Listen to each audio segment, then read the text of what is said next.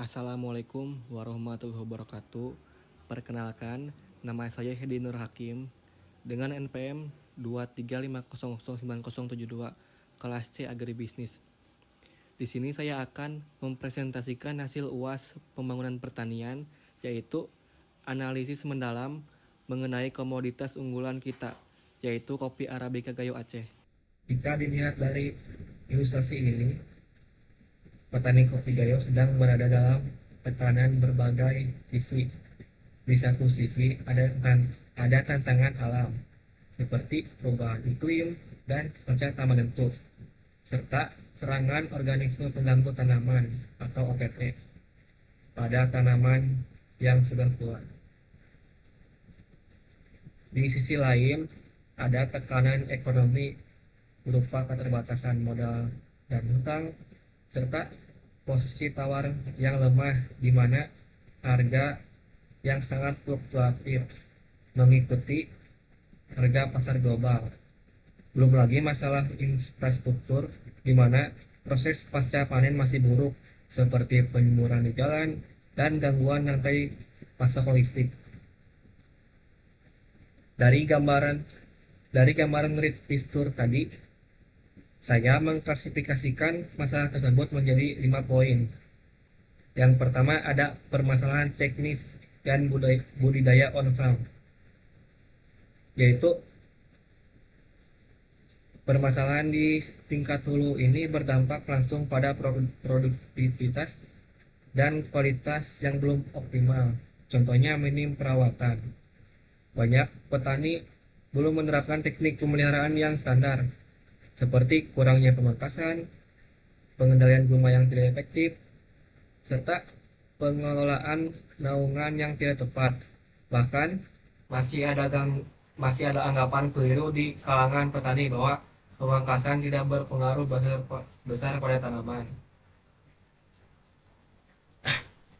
Selanjutnya ada kondisi tanaman, yaitu rendahnya produktivitas juga diakibatkan oleh banyaknya tanaman kopi yang sudah tua, rusak, dan tidak produktif, sehingga memerlukan peremajaan. Ada juga serangan OPT. Serangan OPT menjadi tantangan serius yang menurunkan kuantitas serta kualitas panen. Dan juga kebiasaan panen yang salah masih banyak ditemukan di petani kopi di kita, yaitu dengan praktik petik hijau, yaitu memetik buah sebelum matang sempurna. Hal ini terpaksa dilakukan karena desakan kebutuhan ekonomi atau ketakutan akan risiko pencurian di kebun.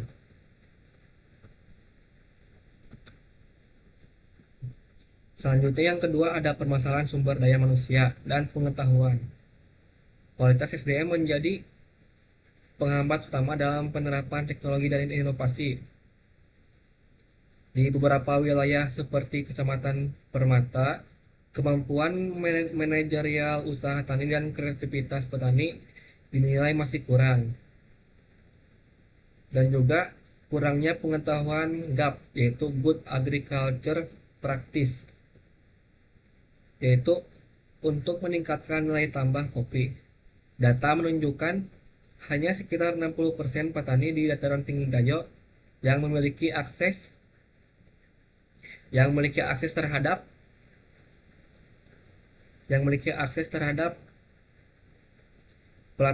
pelatihan teknis. Selanjutnya ada partisipasi rendah dalam penelitian. Meskipun ada penyuluhan dari pemerintah atau kelompok tani, partisipasi petani seringkali rendah dan kehadirannya tidak konsisten. Yang ketiga ada permasalahan ekonomi dan permodalan. Aspek finansial adalah kendala utama bagi petani untuk melakukan modernisasi. Yang pertama ada kekurangan modal. Keterbatasan modal untuk membeli peralatan atau pupuk memaksa petani untuk berhutang atau menjual hasil panen secepat mungkin, meskipun harganya sangat rendah. Ketergantungan pada pupuk kimia. Petani kesulitan menjangkau harga pupuk kimia yang mahal, sementara penggunaan pupuk organik belum dimaksimalkan secara merata. Fluktuasi harga. Posisi tawar-menawar yang lemah jatuh karena hukum penawaran permintaan. Menempatkan petani pada posisi. Yang ketiga ada yang ketiga ada fluktuasi harga, yaitu harga kopi sangat fluktuatif mengikuti pasar global saat panen. Selanjutnya ada fluktuasi harga. Harga kopi sangat fluktuatif mengikuti pasar global.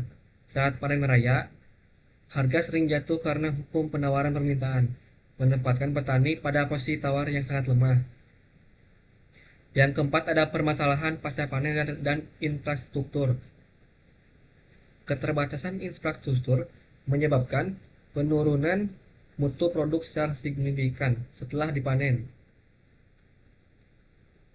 Sarana pengolahan seperti mesin pengupas dan tempat penjemuran masih sangat minim.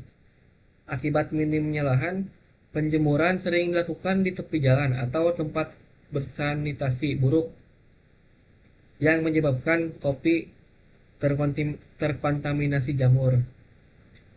Hilangnya nilai tambah.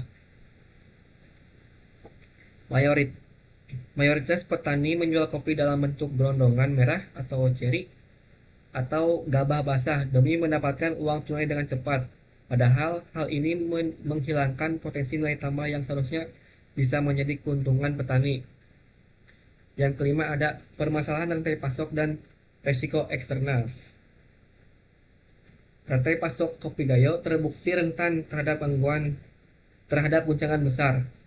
Contohnya pada kasus COVID-19 kemarin, pandemi membuktikan kerentanan ini ketika ekspor dan logistik kapal berhenti, menyebabkan penumpukan stok di gudang. Akibatnya harga beli di tingkat petani sempat anjlok hingga 50%. Selanjutnya ada risiko penyusutan mutu. Jika kopi tertahan terlalu lama di gudang akibat gangguan distribusi, akan terjadi penyusutan mutu dan berat yang menurunkan harga jual. Selanjutnya ada perubahan iklim. Faktor alam seperti perubahan pola suhu dan curah hujan meningkatkan kerentanan tanaman terhadap penyakit dan mempengaruhi produktivitas.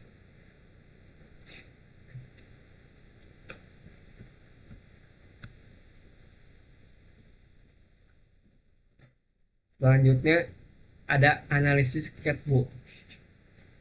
Analisis ini memetakan 6 elemen kunci dalam sistem permasalahan dan solusi yang diusulkan. Yang pertama ada customer. Customer adalah pihak yang paling banyak menerima manfaat dari transformasi yang dilakukan. Pihak utamanya adalah petani kopi gayo sebagai penerima manfaat utama berupa peningkatan pendapatan. Selain itu, koperasi atau eksportir mendapat stok berkualitas, pelaku usaha hilir, serta masyarakat umum di Kabupaten Aceh Tengah dan Benar Meriah. Fokusnya yaitu memastikan transformasi ini berpusat pada kesejahteraan petani, bukan hanya keuntungan pembeli. Yang kedua ada aktor. Aktor adalah pihak-pihak yang dapat melakukan transformasi saat sistem diimplementasikan dalam aksi dunia nyata. Dan pelakunya yaitu petani kopi sebagai pelaksana teknis budidaya di lapangan. Ada penyuluhan pertanian sebagai fasilitator transfer ilmu dan pelatihan teknis. Ada juga pemerintah daerah atau dinas pertanian sebagai penyedia sarana dan prasarana penunjang. Yang terakhir ada kelompok tani dan pengepul sebagai penggerak rantai pasok di tingkat desa. Selanjutnya ada transformation. Transformation yaitu inti dari perubahan sistem, yaitu proses konversi dari kondisi awal input menjadi kondisi yang diharapkan output. Yang awalnya sistem budidaya tradisional yang masih kurang optimal, ditandai dengan kebiasaan petani yang sering petik hijau atau memanen sebelum matang, minimnya minimnya pemangkasan dan penjualan dalam bentuk gelondongan atau bahan mentah, yang menjadikan yang hasilnya sistem pertanian modern yang berstandar GAP atau Good Agriculture Practice dan Good Handling Practice. Hasil akhirnya adalah kopi berkualitas tinggi yang memiliki nilai tambah ekonomis. Yang keempat adalah worldview. Worldview adalah perspektif atau cara pandang yang mendasari mengapa transformasi ini penting dan bermakna. Perspektif utamanya yaitu membangun kesadaran kolektif bahwa kunci kesejahteraan bukanlah sekedar mengejar penjualan cepat dalam bentuk bahan mentah. Kunci sebenarnya untuk keluar dari siklus harga rendah dan posisi tawar yang lemah adalah peningkatan mutu dan pengelolaan pasca panen. Yang kelima ada owner atau pemilik. Owner adalah pihak yang memiliki kekuasaan atau otoritas untuk membuat keputusan strategis, termasuk menghentikan atau membatalkan transformasi. Ada juga pihak-pihaknya, yaitu pemerintah kabupaten sebagai pemegang kebijakan regulasi dan anggaran daerah. Ada juga dinas pertanian sebagai otoritas teknik pemerintah. Ada juga ketua kelompok tani atau koperasi sebagai pemimpin komunitas yang berpengaruh terhadap kebutuhan anggotanya. Yang keenam ada environment atau kendala. Faktor-faktor eksternal di luar kendali sistem yang membatasi atau mempengaruhi keberhasilan transformasi. Kendala utamanya itu pasar global, yaitu fluktuasi harga kopi dunia yang tidak bisa dikendalikan petani. Selanjutnya ada alam, yaitu alam perubahan iklim yang ekstrim, curah hujan yang tinggi yang mengganggu panen. Ada juga guncangan eksternal, yaitu risiko seperti pandemi atau gangguan logistik global. Dan terakhir ada ekonomi, keterbatasan modal finansial yang dimiliki petani itu sendiri.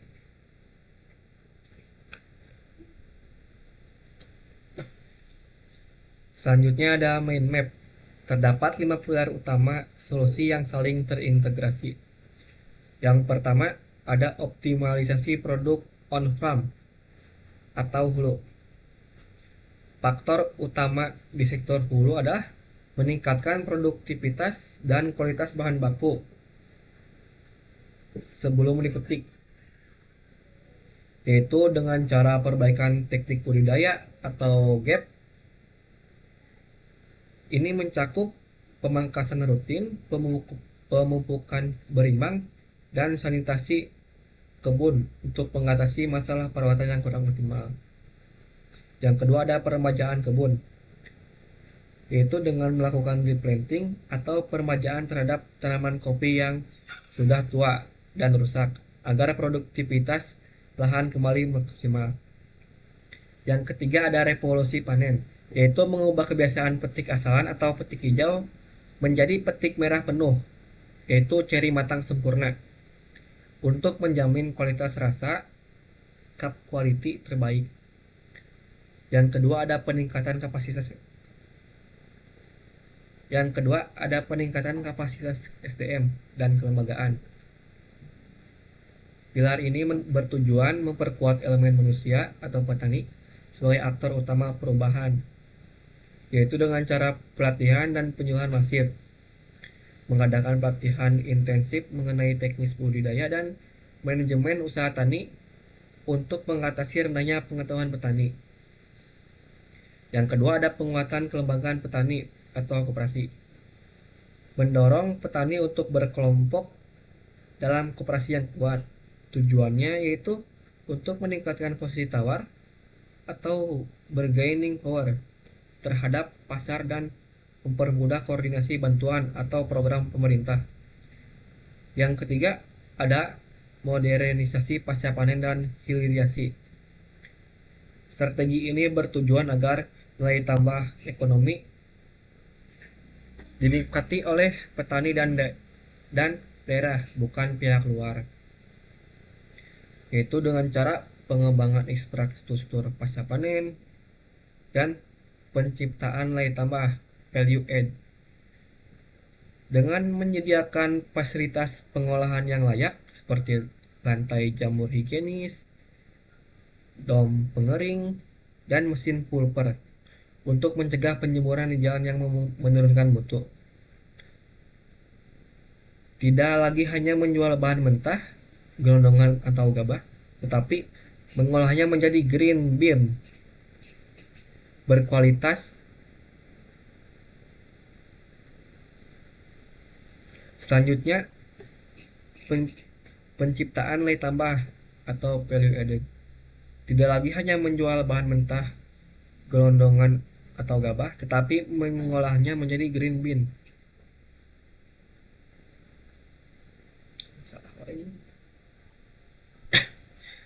Selanjutnya ada penciptaan nilai tambah, yaitu tidak lagi hanya menjual bahan mentah atau gelondongan, tetapi mengolahnya menjadi green bean berkualitas atau bahkan produk sangrai untuk meningkatkan margin keuntungan.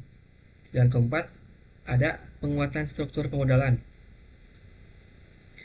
yaitu solusi untuk memutus rantai ketergantungan petani pada hutang atau ijon, yaitu dengan cara akses pembiayaan dan efisiensi biaya input.